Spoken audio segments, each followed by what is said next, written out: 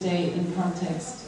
And as some of you may know, the first what was considered wave of feminism happened at the end of the 1800s and the beginning of the 1900s in America and in Europe.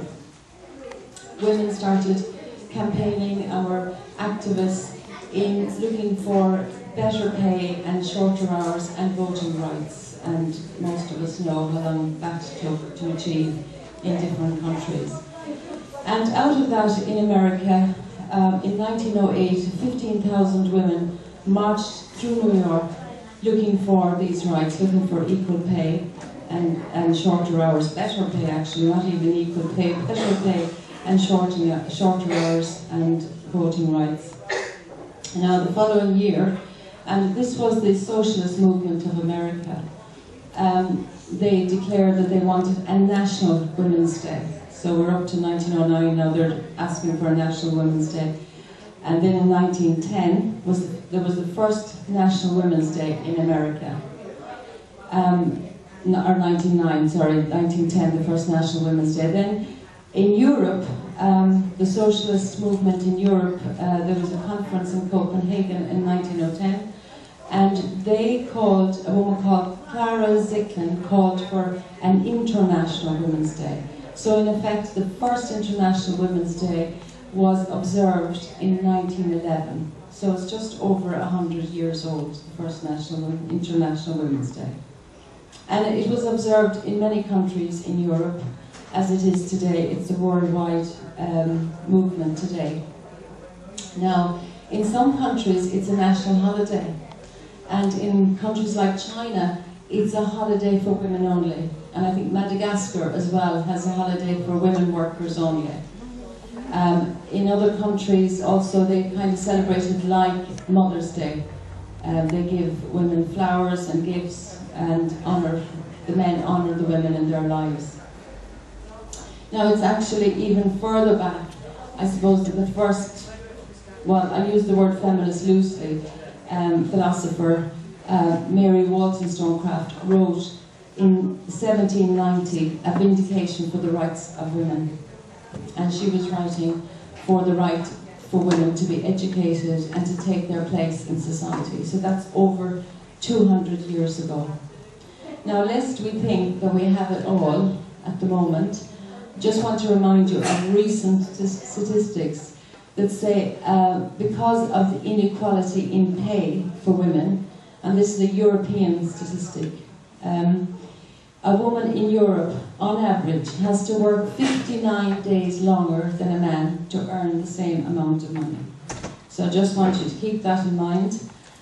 We have made many strides in getting our equality and getting our position. And that little video, if some of you saw it, gives you lots of very encouraging figures about women in education, women in the workforce, women in business, etc. But as I say, it's not over yet. If you think about it like that, you have to work until the end of February, whereas a man has to work until the end of December to earn the same amount of money. So just keep that in mind. And that's really just a very brief, putting it in context very briefly, International Women's Day. So the date generally is the 8th, which is tomorrow. But we're celebrating it on the eve. And I think in the other hemisphere it's the 8th anyway, so, you know. And it's about, as Dee said, it's about committing and connecting. From staying here for a good 9 years, and I've met friends, and I've come to realize that Irish people are very friendly. And again, being an African woman is like a terror and a torture, being an African woman. Because years gone by, women are treated like rubbish in Africa, women and children. And based on that, women in particular do all the first child has all the responsibilities. Not because he or she is not seen like a child, but it's just because you are the first child. You have to help, look after the younger ones. Women adopted this system. It's a standard practice in Nigeria and the whole of Africa in general, just because they have no strength of their own. They have the strength, but it's not recognized. So based on that, they started making do with what they have, just to use their children as their strength. So I'm going to tell you a little about Africa and the women of Africa. African women are treated like second-class citizens. Therefore, it takes courage to be an African woman. Despite all the tyrannical leadership of thousands of husbands of the women of Africa, an average African woman is very industrious, courageous, and very hopeful. It was the fear of the tyranny of the men of Africa that made Queen Amina of Zaria to refuse to go into any form of relationship. But despite all the pressures from different directions, Queen Amina of Zaria led an Islamic war in the 14th century and conquered many Islamic states in the northern state of Nigeria during the British colony in Nigeria. She reigned for 34 years and lived up to 200 years, according to history, despite all the rebellious attitudes against her. Her regime served as women's liberation in Nigeria and Africa in general, but it did not put an end to the discrimination against women.